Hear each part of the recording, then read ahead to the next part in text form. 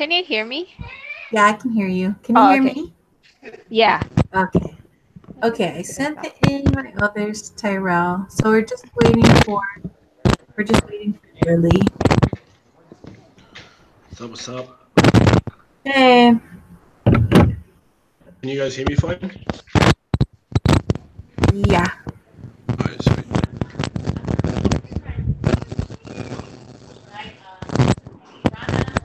We're just waiting for Lily really quick. Alright, sweet.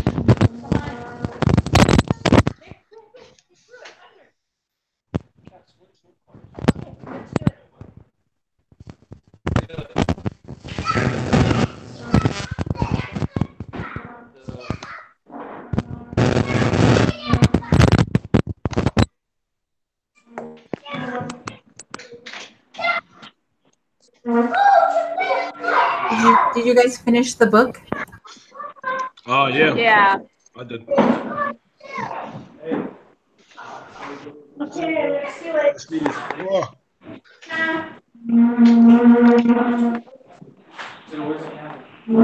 Uh,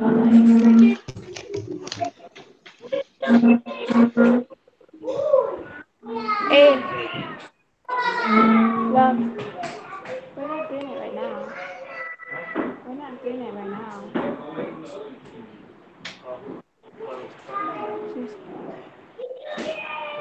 I don't know. That guy keeps inviting me too, but I don't know who that is. I can't hear.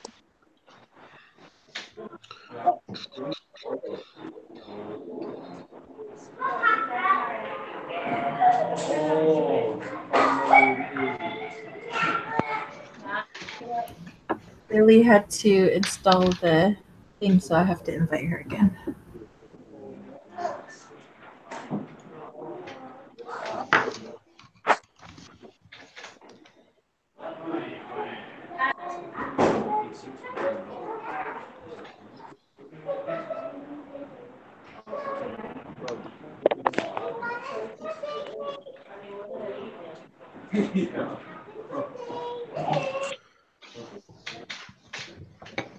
Sorry, guys.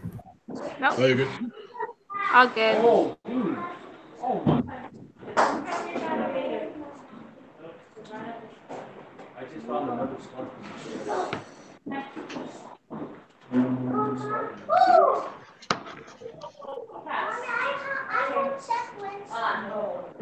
Nita, I can hold him. I can hold him. Oh yeah. Okay. Don't worry about this one. This one's like.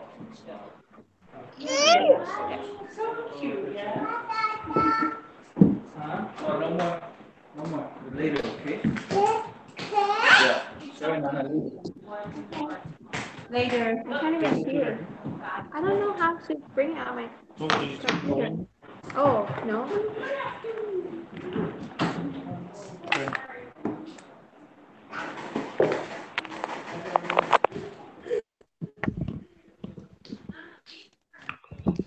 I did. I can't hear.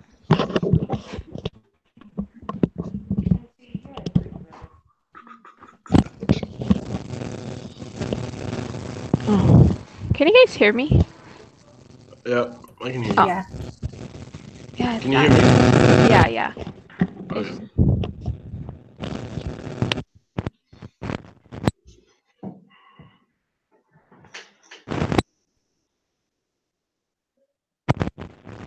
She's trying to figure it out. I first feel like the first 10 minutes of any call is, can you hear me? Can you see me? I don't know how to bring it up on the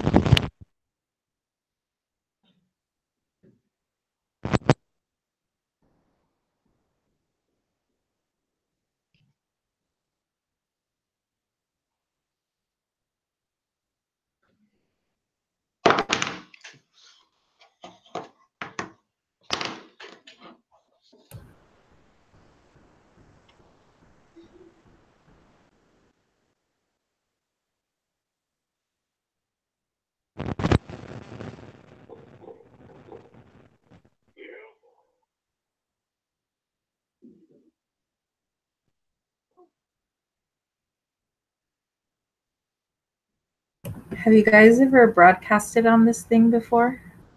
Never. This is legit my first time even using this. Same here. Well, first time was like Monday, but this is. Yeah, me either. Haven't used it before.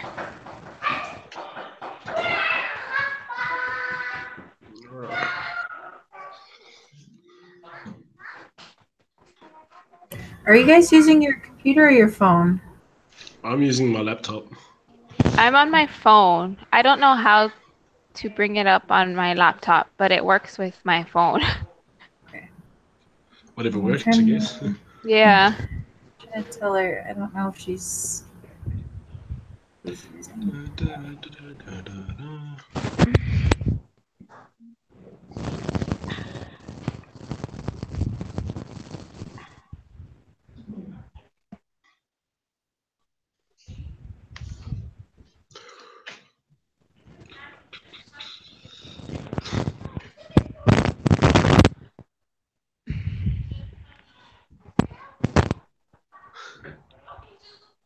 How was work, Tyrell?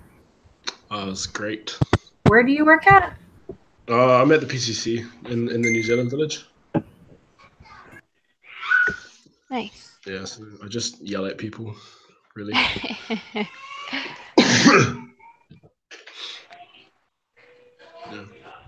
I don't know. I'm not that exciting as a person. TBH.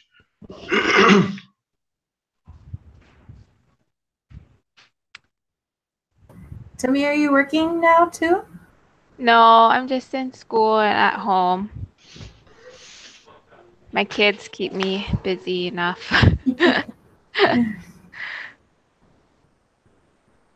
Lily was How many worried because her and I live in Utah, so there's a 4-hour difference. Oh, So yeah. then when we schedule this, yeah. Stop. Sorry, you were saying something, Tara. I was gonna ask how many kids you have. Oh, I have 4. Oh wow. Yeah, I just had twins, so I went from 2 to 4.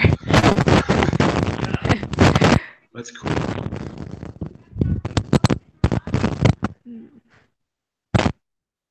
Do you know So any there's- of the Kakas, Tyrell? Yeah, I'm close with George. Oh, yeah. George, Colin. Yeah. Tamia, are you using is it the Google Hangouts? Is it an app? Yeah, it's the Hangouts. Okay.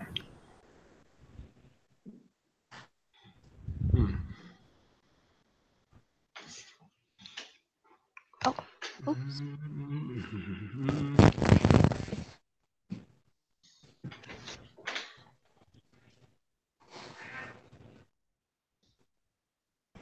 Okay. The computer's not working. This is probably why we practiced before. Yeah. Did the other girl end up getting on? Huh? Did the other person end up getting on? Like, actually She's trying. connecting to the chat? I don't think so, because she had to install all the plugins, and I guess it's not Oh, working. right. So she's gonna try her phone.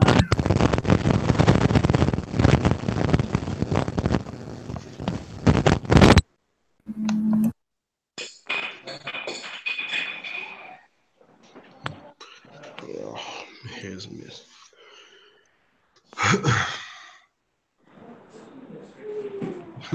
Like, so do you guys come here often?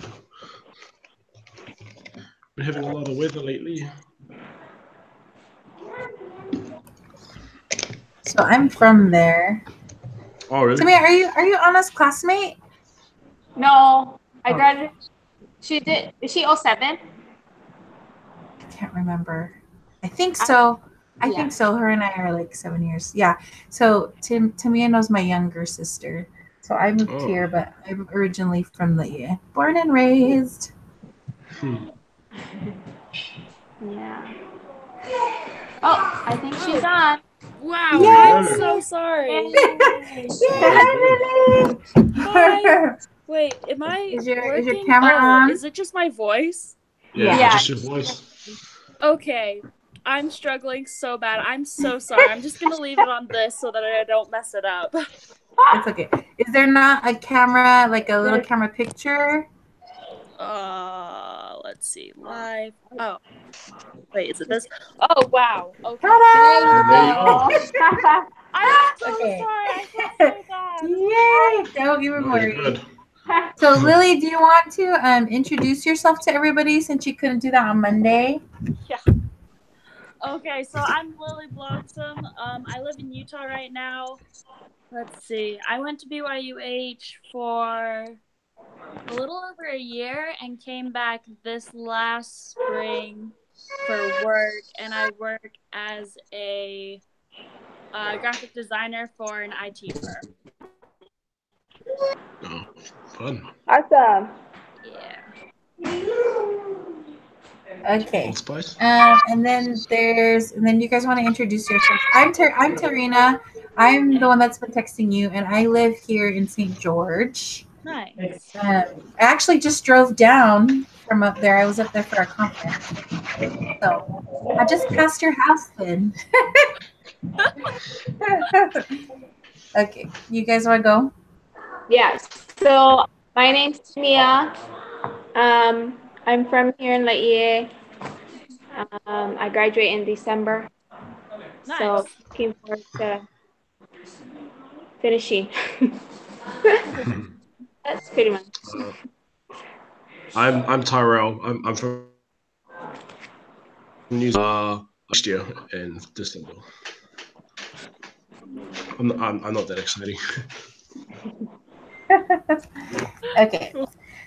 So we're supposed to spend 30 minutes talking about the American-born Chinese. Did you guys look at the questions already?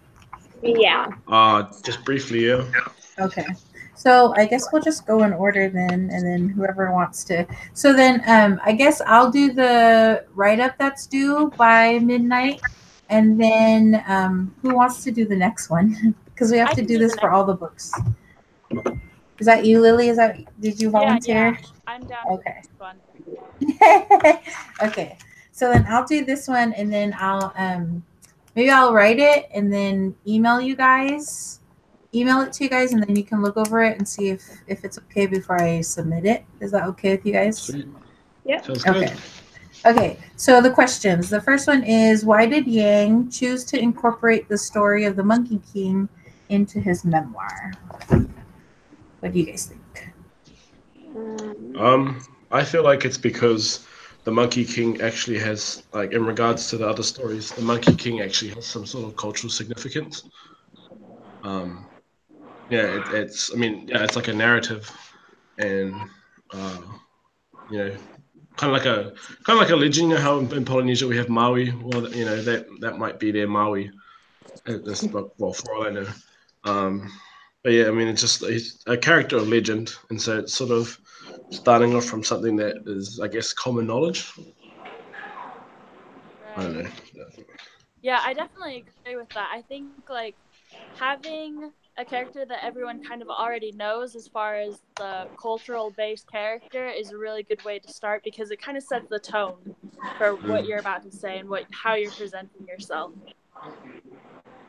I think especially because like throughout he's talking about like the American-born Chinese and using like a Chinese folklore like that. It makes sense. And I like what you said about it's like the legends and myths that we have because I think every culture has it, and like using that to tell stories and to like to help understand like ideals and stuff like that.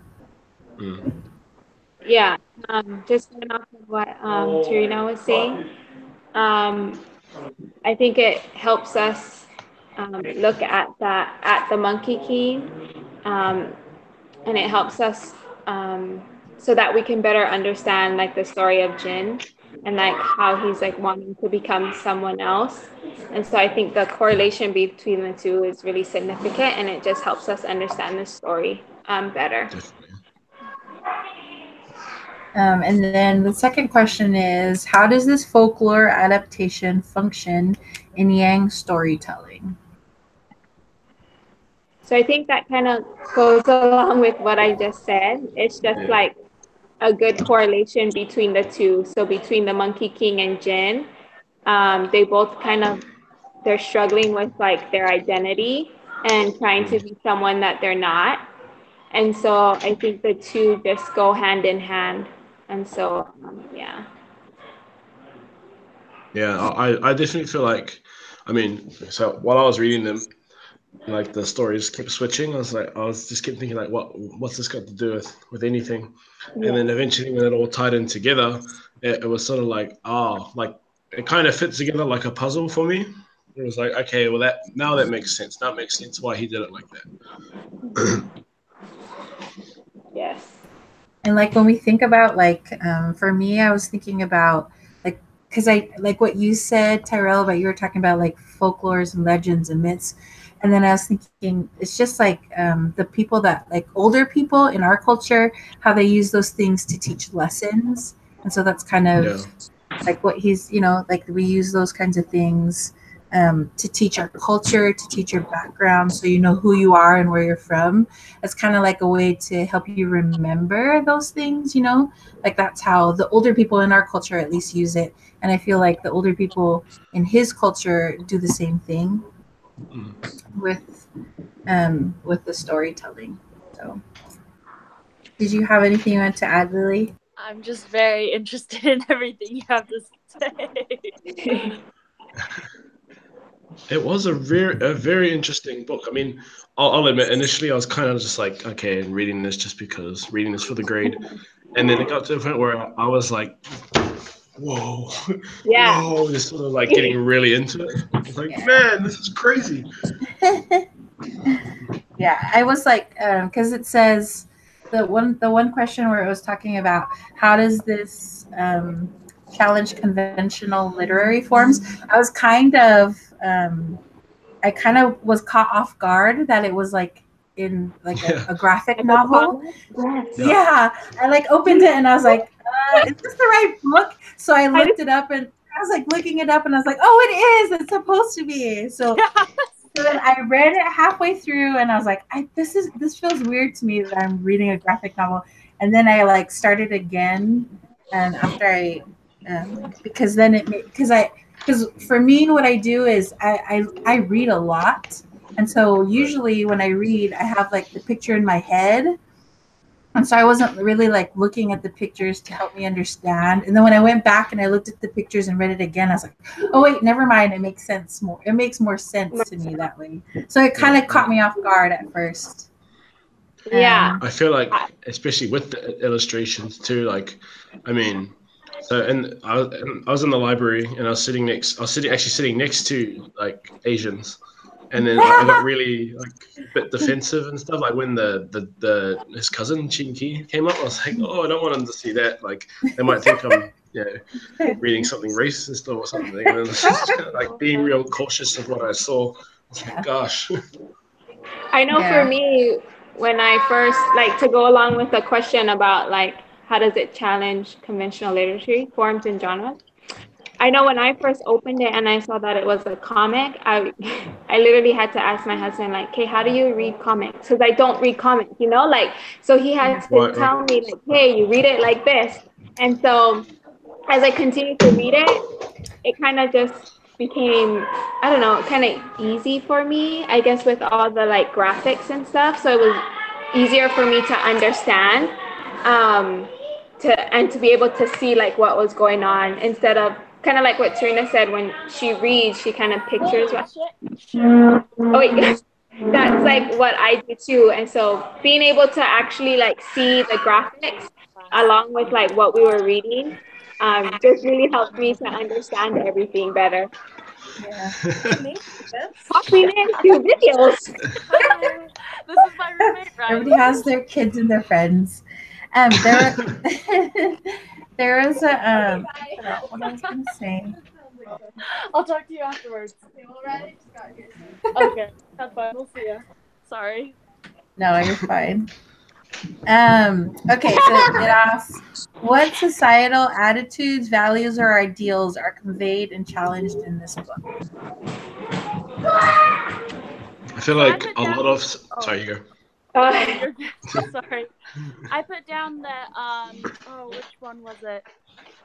Part of me kind of questions if I read the right thing. I think I only got bits and pieces of like the full assignment because I looked at the questionnaire and I'm like, ooh, I didn't catch all of that. So that's why I'm lacking an opinion in certain areas. But one of them was the cousin that went to the school, right? That was Right. part of the comic. Okay, that's the one that I read, but I think I'm missing the other two, right? Maybe. I don't know. Okay. Did you read the whole thing? Because it Or goes back and forth Yeah. between the three stories. It all Okay, ties I together. only got the one story. I think it was the source that I was reading it from. Oh, okay. Didn't pull it from Canvas, so I'm sorry that I'm lacking in like opinion because of that. It's okay. But Very as good. far as the one with the cousin that went to the school, I thought it was really interesting because it was almost like a racial farce in the way that he interacted with like the white kids and how he was Asian, and it played on like stereotypes as well.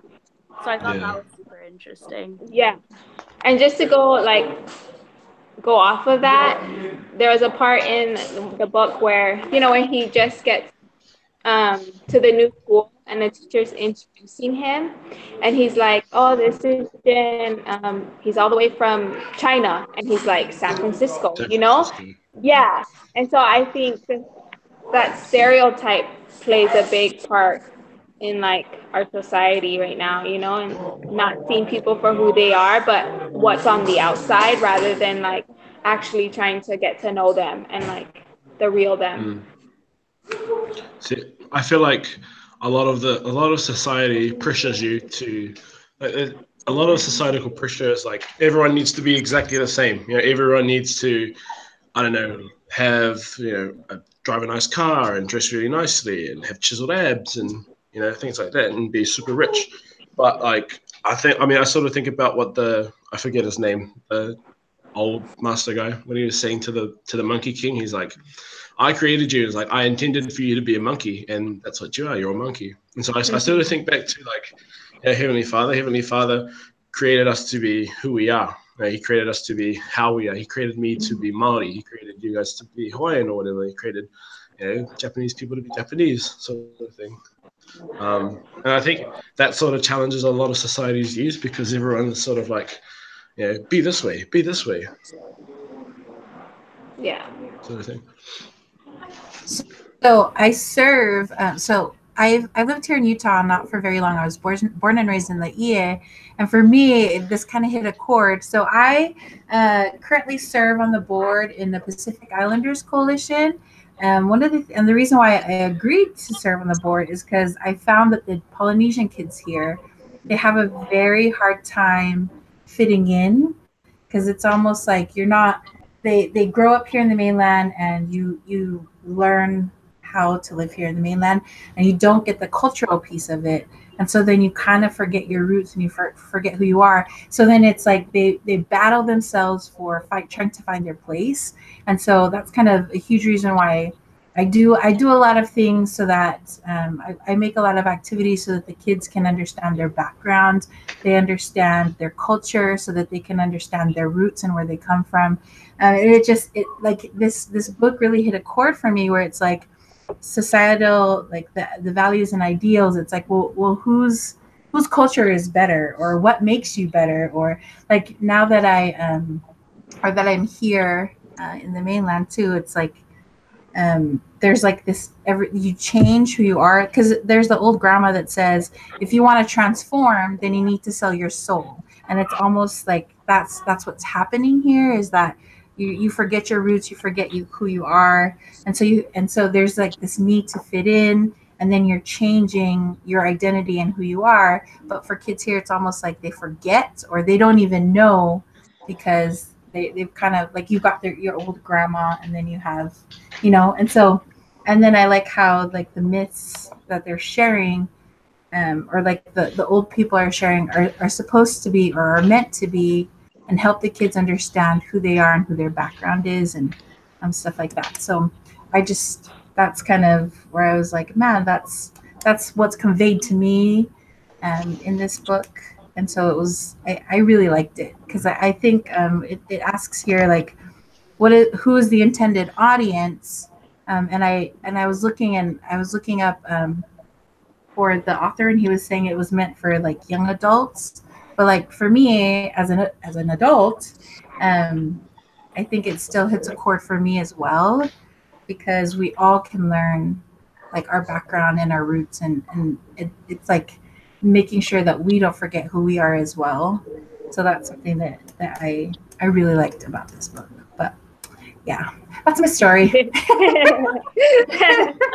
actually really cool. I feel like, so I was raised in Idaho, and because I was pretty much raised an American, we lack kind of almost the traditional background and the history that I was introduced to in Hawaii, because like in Hawaii you guys have such strong traditions and such strong beliefs, and it gives a platform for that generation to like know their identity because they know their history, and I feel like Americans really lack that. So it was really cool seeing that in Hawaii and hearing you kind of talk about how you implement it in the Polynesian kids that are living here in the States. But that's really cool. Yeah. Anybody else have anything? Let's see. There's a question here. So for you guys, what is the literary value of this book within its intended audience? And what about beyond that audience? I think there's really good like life lessons in this book that we can take away from. And like for me, when I was reading it, I looked at my life and I was just thinking that like, okay, do I try to be someone that I'm not? And especially in this society, I feel like there's a lot of comparisons. People compare a lot, especially with social media. It's, for me anyways, it's hard not to scroll through social media and be like, man, they get to travel a lot. I wish I could travel a lot, you know, or man, they have like this and that, you know? So for me, it's hard not to compare. And so, I don't know, what I took out of it was just like, don't change. Just be yourself. Be happy for like who you are. And like, I think you kind of mentioned this earlier, but one of the quotes in the book was like, I do not make mistakes, little monkey. A monkey I intended you to be, a monkey you are. So like, be happy with who you are, you know? God made you the way that you are, and so you should accept that and just be proud. And for the question when it says like beyond that audience, I think for those that like can't relate directly to the book, they could kind of take away from it just to be more accepting of others, you know? Don't stereotype and don't judge, just accept people for who they are. So yeah, that's my thoughts. I like that. I was just I was thinking about, you know, when the Monkey King was transformed into like his other, like, I don't know what you call that, big monkey, I guess, but just like how he couldn't get out, right? So he was stuck under that big pile of rocks. And then when he finally reverted back to his original monkey form, he was finally able to escape. And so, like, one of the messages that teaches me personally is that there's a freedom in being yourself. You know, like there's, like, you know, you don't have to conform to anyone else's set of expectations. Well, you know, Heavenly Father, but also just yourself, really. And so that goes back to your core values and beliefs and things, and what you've been taught when you were younger and what you believe, sort of things.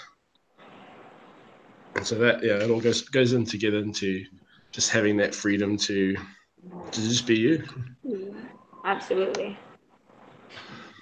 I thought it was funny how like Jin kept saying, like, he kept trying to prove to that girl that he was different from his cousin Chin. And so he would like say he's a fob. He like used the word Yeah. fob. He's like, you're a fob, or he's like, I'm not like him and I don't do things like him. It's like that's almost what you have to do. Like that's even within your own culture, you have people that are like that I'm not like them, and or they put themselves on the side. So I thought that was pretty interesting that he was doing that, because it was like a battle between cultures, but even within your own culture, there's a battle, and you trying to battle yourself, your own ideals. Because like there's the piece at the end, I think too, where they're like fighting, and it's like all the fighting, you know how it like says like whack or whatever, and I was like, man, that to me that signifies like almost like an internal battle for yourself in order for you to remember who you are. You know what I mean? I don't know if that makes sense. Kind of like that story with the wolves, right? Like feed the good wolf, don't feed the bad wolf. Which wolf is going to win, sort of thing. Yeah. Wow. So like I was like looking at the pictures, and I was like, that's kind of what that looks like to me.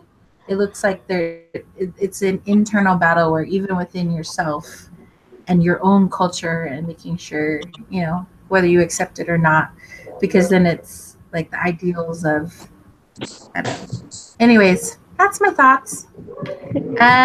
Okay, in what ways does Yang make the ancient legend of the Monkey King relevant for contemporary readers? I think we've covered that in a lot of different, like just be yourself. And if people can't accept you for you, then that's not your fault. Yeah. Yeah. And I think,